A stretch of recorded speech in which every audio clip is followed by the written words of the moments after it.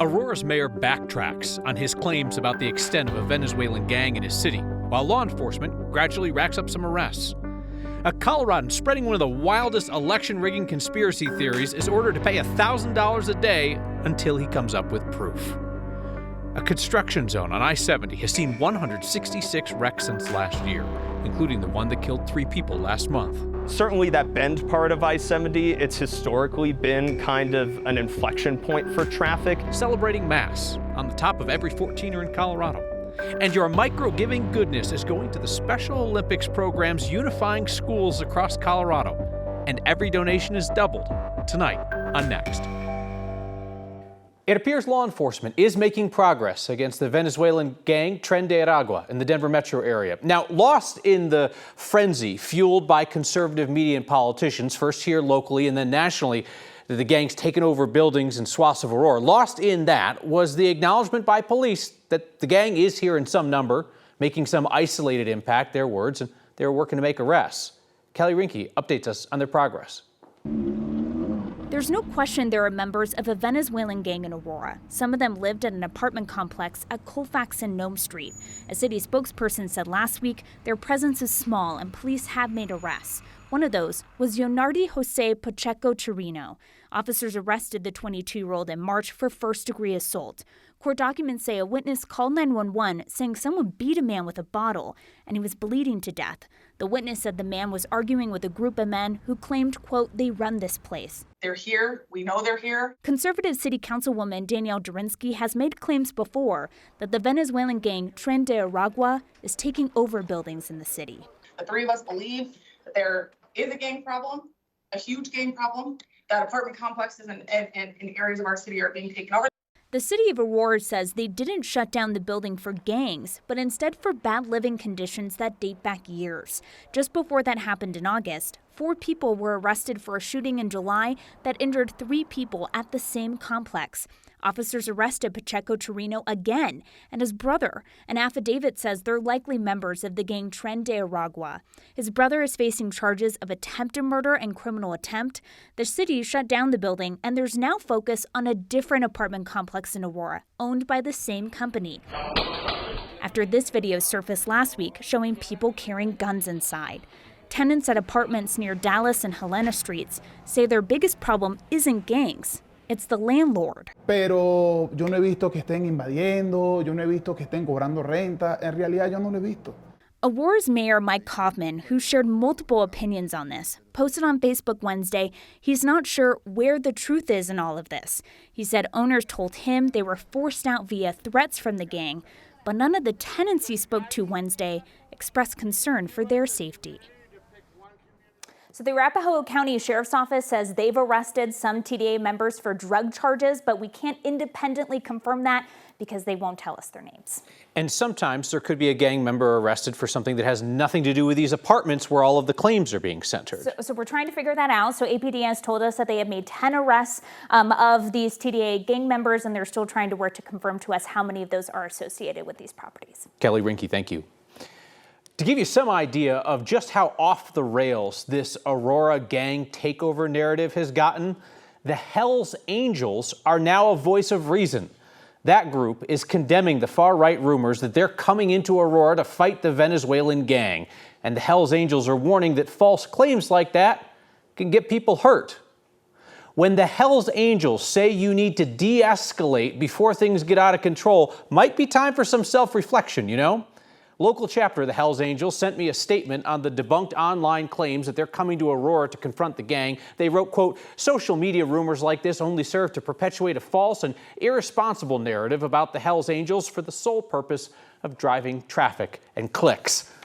The Hells Angels, historically an unlikely messenger on social responsibility, went on to remind the social media influencers and media outlets who are driving the hype on this by saying, these rumors also have the potential of causing real harm to real people. Election rigging conspiracy theories are about to get a lot more expensive for Joe Oltmann, the conservative activist from Douglas County who came up with the claim that Denver-based Dominion voting systems worked with Antifa to rig the 2020 election. A judge is now ordering Oltmann to pay $1,000 a day until he ponies up the proof that he has long claimed to have. Oltmann has said without proof that he listened in to an Antifa conference call where former Dominion Voting Systems executive Eric Coomer said that he, quote, made sure Donald Trump would not win the 2020 election.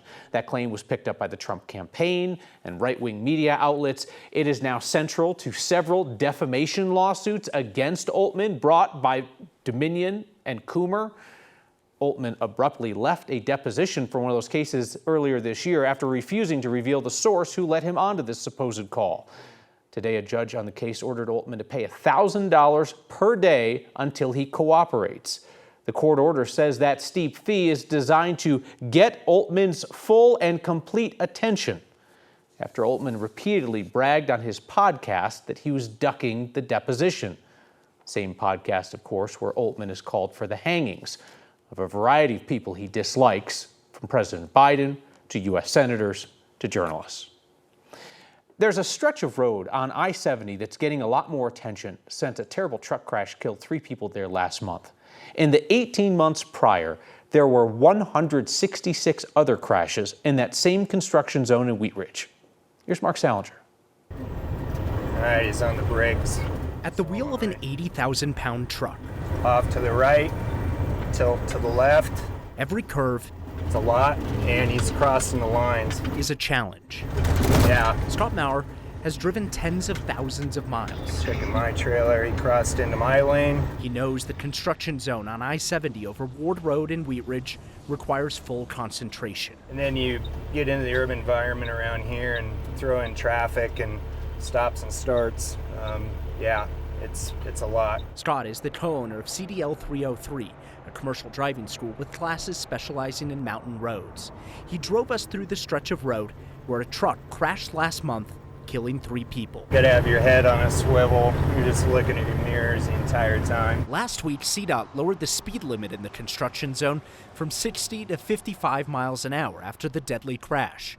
But new data shows there are 165 other crashes in this same work zone since construction started here in February of 2023.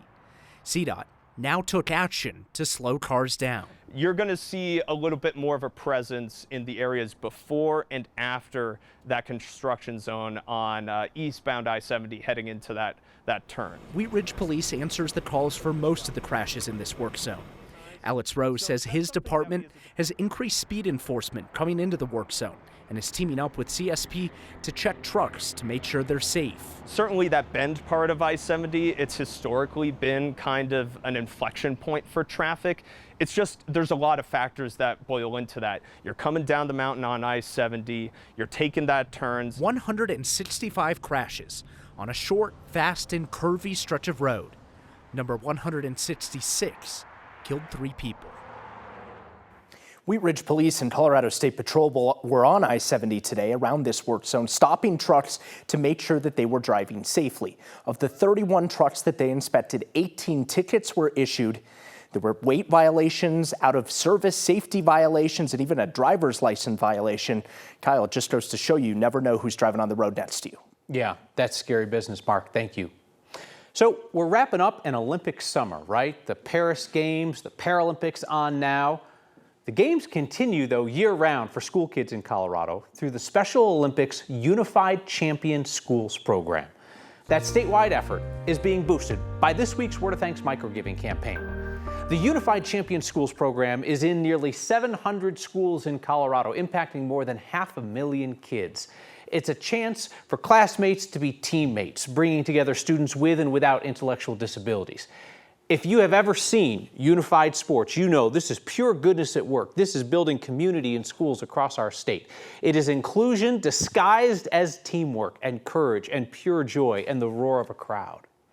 And through a special collaboration, our donations to Special Olympics Colorado are going to be doubled this month.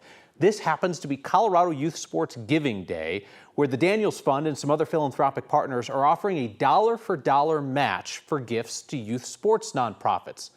And they've generously agreed to include this week's Word of Thanks campaign in their match, doubling our donations. So scan the QR code on your screen or text the word THANKS to 303-871-1491 to get that link to donate to Special Olympics Colorado. Your millions of dollars in microgiving proves that even $5 helps. So as always, I'll match the first 50 donations of $5. And remember, $5 is $10 this week. And more than 3,000 of you have signed up to simplify your giving, making a monthly donation to the Word of Thanks Fund. And what that means is that we have started our weekly microgiving campaigns with $22,000 for each nonprofit. That's a pretty good start. You can use the same QR code or text to get there. Hundreds of thousands of people, signed petitions saying you need to do more about reducing my property taxes. So the Democratic governor cut a deal directly with Republicans, signed it today, left some in his own party unhappy. And climbing the tallest peaks in Colorado is just the start for a priest on a mission.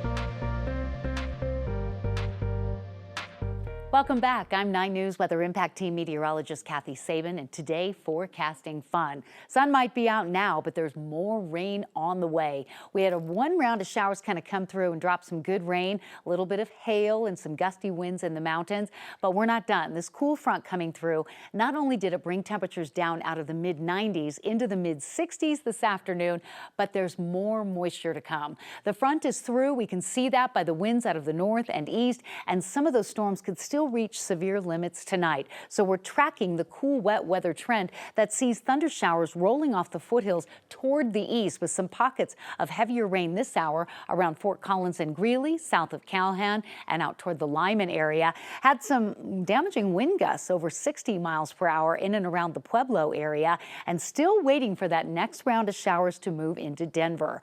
We are under a level 1 of level 5 in terms of severe weather risk tonight, and that's mainly because of the wind and hail threat, but we're going to see some heavy downpours overnight that might keep you awake into the wee hours of the morning. And that's our best chance for seeing moisture through the extended period. We clear out tomorrow afternoon, and check it out. We are looking at a temperature trend that is like a preview of fall. 60s tonight, but your high temperature tomorrow, 75. Mid-80s, a beautiful Friday. Great weather for football this weekend, and might see 90 back on the map by Tuesday of next week.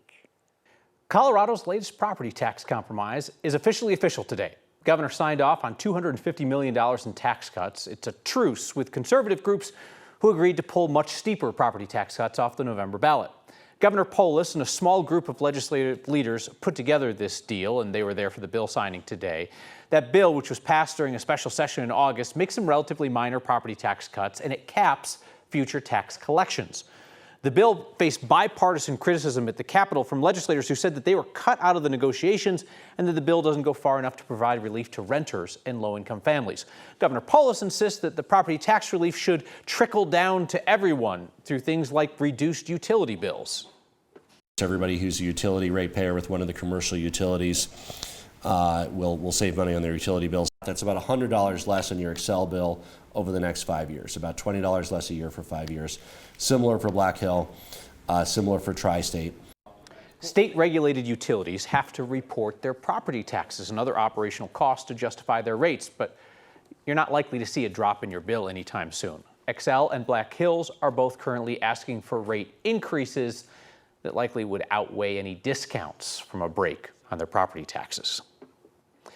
In late August, the Colorado Press Association handed out a slew of awards for some excellent journalism done by newspapers and online media outlets in our state. And unfortunately, the organization also handed out 2 Defender of the Free Press Awards to Democratic legislative leaders who just reduced transparency and restricted your right to know what happens at the Capitol. It was a puzzling and disappointing decision, and I haven't heard an explanation that makes sense. So we've talked here about how Democratic Senate President Steve Fenberg and House Speaker Julie McCluskey led their majorities to exempt state legislators from Colorado's open meetings law. Because you being able to know what your elected representatives are doing is an issue that should unite every Coloradan across political lines. The Dean of the Capitol Press Corps, Marianne Goodland, from our partners at Colorado Politics, led a number of us who cover politics in our state to sign on to a letter to the Colorado Press Association asking them to do better in the future. You can read more about that in the next section of 9news.com. While journalists can't always prevent politicians from chipping away at your right to know, we at least shouldn't be giving them an award after they do it. I did them all, climbed all the 14ers, and then became a priest and was like, oh, we'll do them again and say Mass.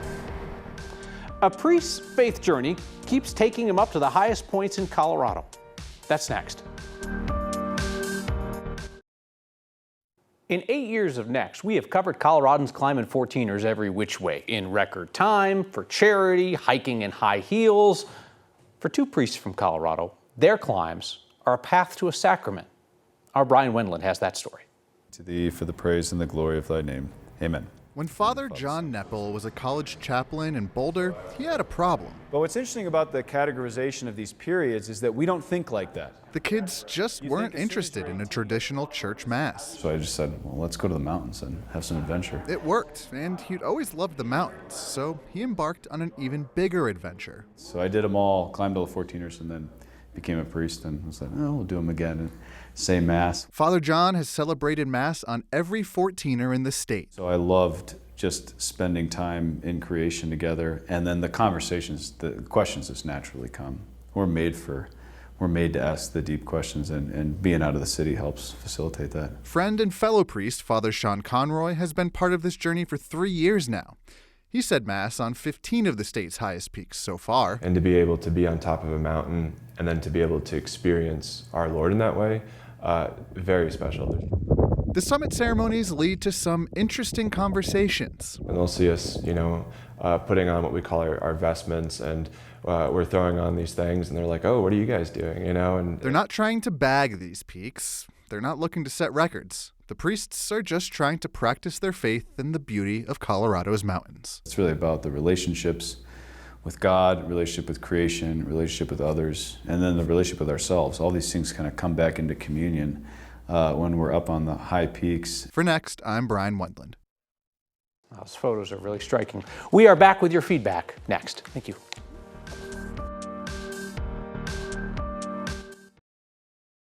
I hope that your local school is one of the 700 or so in Colorado lucky enough to have a Special Olympics unified sports program. And if not, I hope that your school gets one soon, because they're looking to expand, and maybe we can help out with that. This program brings together students with and without intellectual disabilities as teammates and friends. And in collaboration with Colorado Youth Sports Giving Day, our donations to this Word of Thanks campaign will be doubled through the generosity of the Daniels Fund and some other philanthropic partners. Scan that QR code on your screen or text the word THANKS to 303-871-1491 to join me and other Coloradans in supporting the work of Special Olympics Colorado's Unified Schools programs. Shirley writes in to say that my buddy Reed, who's now nearly 40, long participated in Special Olympics. She writes it made him feel included and important. The program was a great reason why he is the amazing adult that he is today. Shirley says, thanks for including Special Olympics in Word of Thanks. I will be donating in his name. A note from Craig, who asked for clarification on when that construction project along I-70 in Wheat Ridge that has racked up 166 crashes is going to be concluded. I checked with Mark Salinger on that. Good question, Craig. It started in February of 2023 and is expected to end in October of this year. That's when it should wrap up. And finally, Jody, the briefest note of the night, who simply says, Kyle, I like that jacket tonight. Thank you, Jody. I dressed myself. I do every day. That's just my way of saying there's no excuse. There's no one to blame other than the man you see here on your television. I'll see you here next time.